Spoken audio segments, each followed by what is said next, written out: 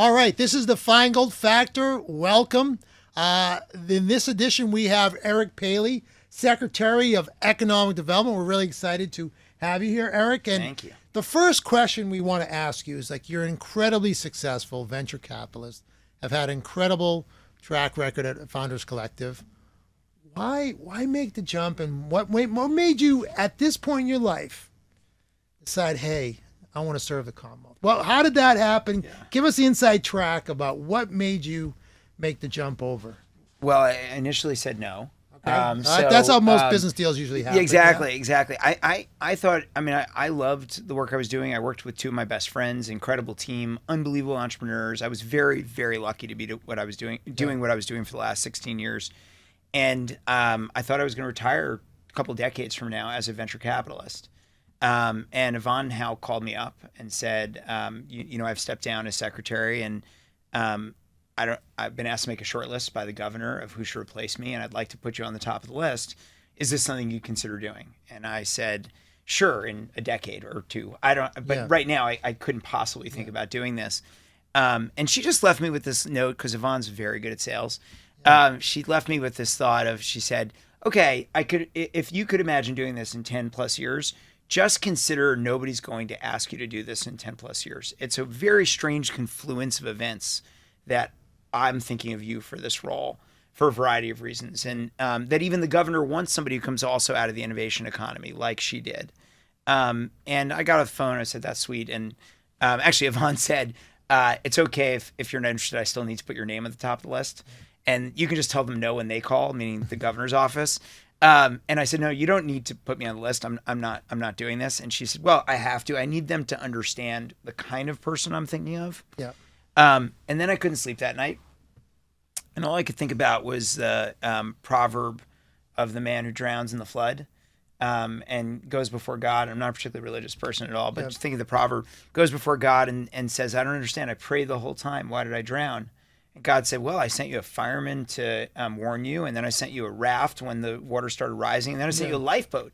And all you did is kept praying. Yeah. And for me, I had always been trying to find ways to be more impactful on a social base, in terms of social impact. And, I joined nonprofit boards. We did more and more philanthropy around food security. And it always felt like I wasn't doing enough. I felt like I was a very fortunate, very lucky person, and I should be doing more. Yeah. And there it was, this once in a lifetime opportunity. I think Yvonne's right about that.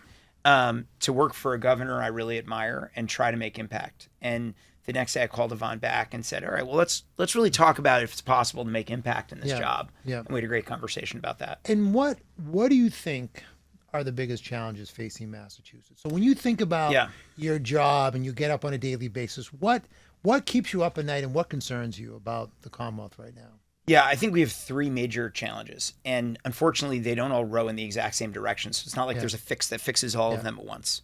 So the first major challenge is affordability, right? The Commonwealth is becoming a more and more expensive place to live. And the implication of that it literally affects everybody. So sure, it's all the social aspects of people actually struggling to afford groceries or housing, or those things are horrible to think about and create enormous social infrastructure needs. There's that. But as you think about it as an economy, it also means like companies can't ignore this, right? It means it's harder to get to workers. People might think about living elsewhere because they can't afford to live here. The biggest out-migration for the Commonwealth right now is 25 to 35-year-olds. Those are our future. Those are the people who are going to do the great innovations and the great investments that build our future. So that's headwind one.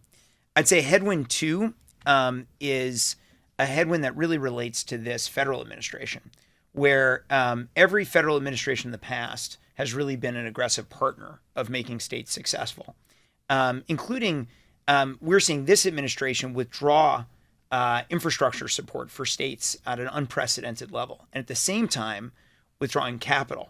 So the state's taking on more and more responsibility for things the federal government always did before, and has fewer resources to do it, right? Whereas if you look at, for example, the great financial crisis or during COVID, federal government was taking on more and more responsibility and also giving more and more money to the states. So we have the reverse, right? It's in a contraction mode, and that's very challenging. And then the third one I'd say overall is actually a business competitiveness challenge. So some of the ways we solve some of these social infrastructure challenges We need to raise more revenue to do those things. At the same time, some of those means of generating more revenue for the state make the state less competitive than I'd like to see it be in terms of attracting or retaining businesses. So there's a real mix across the board of things we've got to work on. By the way, we have incredible strengths as well. So I don't mean to just be negative, but those are the things that we are trying to figure out from an economic standpoint. So one of the things I think a lot about is I ask myself, how is San Francisco having this massive revitalization now because of AI? They have high crime, they have high taxes, they have high cost of living. Are we missing something here? Are we not attracting the industries that we should be? And my second part of that question is the venture capital community as strong as it should be, or what are the things we need to do to kind of prop that up? Yeah, I mean, there's sort of an old joke in the tech world that that Silicon Valley always needs a new bubble to blow up, right? I mean, and in a way, it's a joke, but it's sort of true because at the end of the day, venture capitalists, entrepreneurs, we're all the dreamers, right? And we're out there dreaming the future and imagining what the next great wave of the future is actually part of the job. Yeah. I think Silicon Valley, at least in tech, does that better than anyone in the world. They do an incredible job. I would actually say Massachusetts, in terms of life sciences, when it talks about dreaming for the future, does an incredible job also. I think a challenge is cyclically life sciences is having a tougher time. Yeah. I think as AI starts to move more into life sciences, you're going to see a lot of that dreaming of what's possible. And the people most on the forefront right now, and we'll talk about Yvonne Howe for a minute, what Flagship, for example, where she's gone to work, they are bringing that future forward now in terms of their focus and investment. And I think that starts to attract more and more capital, right? And so, but I do think that Silicon Valley is uniquely good at that. Cost of living wise, San Francisco is still more expensive. Yeah. Not California broadly is a huge state with, but than Boston, for example. It's an extraordinary place from the standpoint of attracting capital. And one of the things I'm very interested in doing is making Massachusetts more competitive when it comes to attracting capital. Yeah. Now, do you think we do a good enough job advertising some of the stuff that we're good at? So one of the reasons why I bring that up, I was out to dinner a few months back with a bunch of executives from Austin, Texas. And I went around, we were all talking, they were talking about Boston. I was, asking them about Austin. And I said to them, do any of you who have kids have the option to send your kids to public schools? And unanimously, every one of them said no. Yeah. So do you think that we need to kind of advertise some of our strengths? That we have phenomenal public schools that you might be paying higher in taxes, but you don't have to send your kids to private school. You could, and there's amazing private schools here. But do you think maybe we need to kind of talk about some of these assets that we have that we don't, maybe we're too modest in our. We're way too modest. Yeah. In fact, it was very interesting. We kicked off the Competitiveness Council, and we asked Doug Howgate at the Mass Taxpayers Foundation to present his competitiveness index. And we know there's a lot of stuff in there that doesn't feel good, right? Yeah. It's a self-reflection of things we don't like. Yeah. The Globe wrote a very harsh story about the state relative to that, although they focused on just one of many metrics. Yeah. And he started off and he said, we're going to talk about a lot of tough metrics. But if we ran a draft for competitiveness metrics, no state would have as many excellence as Massachusetts does. There simply aren't. Yeah. There are too many states to have as many wins as Massachusetts has. And then he said, and this is a realist, a guy who's pretty tough on Massachusetts, but he said there's also no state that wouldn't trade all of their metrics for all of Massachusetts. Totally. At the end of the day, the job for us is to create the best value proposition relative to cost, right? If you think about any product, you probably don't drive the least expensive car you could ever find, and I don't drive the least expensive car, and most people don't, right? So why don't you just buy whatever the most inexpensive car ultimately gets you from A to B? Is because there's a value proposition there that makes it worthwhile to invest in something more. We need to make sure we are both investing in that value proposition and then also marketing it, because you could have something great. We moved into a house that had a Blue Star stove. Have you ever heard of Blue Star? No. American company, amazing. Yeah. They don't market. They've got a better product than Wolf. Nobody knows who they are, right? So it's one thing to have a great value proposition. You also have to tell the story. Number one in healthcare, number one in education, best drinking water, best place to raise a family, best place to be a working woman, right? So we need to make Best sure we're sports teams. We won't go there though. we do have some pretty amazing sports Yeah, teams. A yeah. little bit of a wound from the weekend, but I think everything's going to be okay. No doubt. We do need to tell that story, Yeah. and it's critically important because every place you're ever going to live does have a balance sheet, so you can get frustrated with the liabilities anywhere you go, right? And San Francisco has a lot of them, as an example, right? But you also have to help people understand positively what are the great things about where they are, and when you're trying to attract people, why they should come. Yeah, totally. And when we talk about San Francisco, like Market Street is equivalent of our Boylston Street and Newbury Street. Every single storefront is empty. It's incredible. So like we should feel good about what's obviously been happening in our state. On that question about young people, one of the things we do amazing here is we do an amazing job recruiting people to Massachusetts. Not as good keeping them here. And obviously you talk about the cost, and I think that is a huge factor, affordability. But what do you think we can do differently to keep this young talent here? Like, why are there so many companies that are started in California, North Carolina, Austin, but they went to school here?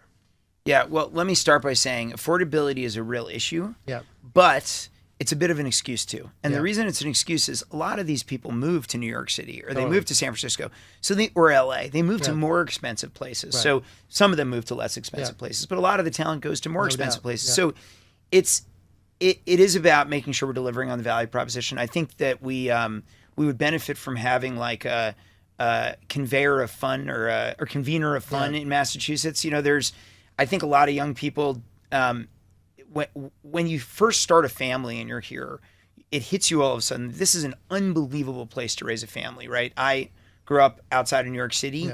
Yeah. Massachusetts crushes New York, the greater New York area when it comes to raising a family. And the schools are only one of the reasons. Actually, the accessibility of the suburbs is a huge reason as well. The quality of the communities, the engagement of the communities. There's a lot of reasons why it's such a great place to raise a family. The sort of human scale of our cities, right? They don't feel endlessly worrisome in terms of raising children. You feel like it's all, much closer and manageable.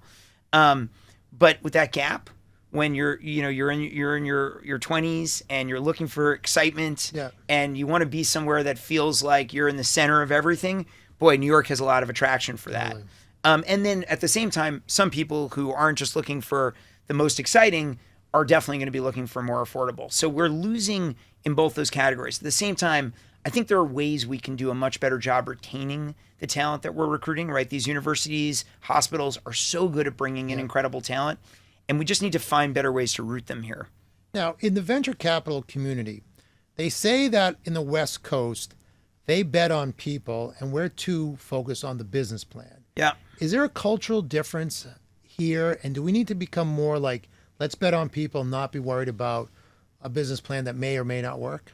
Yeah. Well, I think first we got to talk about what part of the innovation ecosystem we're talking about, right? Because I would say in life sciences, we're better at betting on people. Yeah. Than the West Coast. But you're right, in sort of core tech, one of Founder Collective's really deep beliefs, and I don't know that we saw other funds in New England or even in the East Coast that were as focused on this, was really a bet on talent, a bet on people first and foremost. Yeah. We would use what the company was doing as a way to get to know the person rather than trying to intellectualize, do we believe in the company's theory of a formula of how the business gets built. Yeah. I do really deeply believe in that, right? It really does need to be about betting on talent, betting on people. So we could use more of that here for sure, but it also depends on segment. I'd say in climate tech, I think we're out there doing that probably as well as anyone. Life sciences. We need to do more and more of that in tech, AI, and soon to be quantum. And I mean, quantum's happening. It's coming fast. So 2-part question. Artificial intelligence. Is there a bubble? 2 answers to the question. The way I describe it is artificial intelligence is broader and not nearly as deep as people think. So it's broader in that most people, average people, might not imagine the breadth by which it will affect their life. It is going to be absolutely everywhere. Not as deep in that it is so far, in my opinion, from being anything that is going to replace human intelligence for not for tasks, but for jobs. So it is very good at doing tasks. And if you have a job that's just about some basic task, it's very easy to understand how it disrupts that. But when you have a job that is the aggregate of many tasks and a huge dose of influence and persuasion in between, those are things that AI is not nearly as good at. So I think there's a lot of hype and overblown about how fast AGI comes or when, if and when it comes. I think a lot of people are going to look around and be like, wait, what? That's it? That's all? Everyone's talking about AGI and that's all it does? Yeah. I think that's probably true. At the same time, the level at which it will affect everyone's life broadly, and my best analogy is the internet. Imagine life today without the internet, even for people in their 80s. Yeah. It is a meaningful, and think of internet as mobile and desktop. It affects every part of our life, right? Our phones are remote controls for our whole life now. And that's not just for people in their 30s or 50s. It goes all the way up. Everyone in the stack, including kids who can't even read yet to some degree, maybe in ways we're not all comfortable with. They're interfacing with Alexa and they're interfacing with Siri and they're, it will be as broad, in my opinion, as that. But you probably could have made predictions 20 years ago about the internet making it so that there's literally no commerce in any retail anywhere or replacing all kinds of jobs that it never replaced so I think it's probably... Pets.com was right, but they just couldn't execute and became Chewy. But I think some of the things do seem right.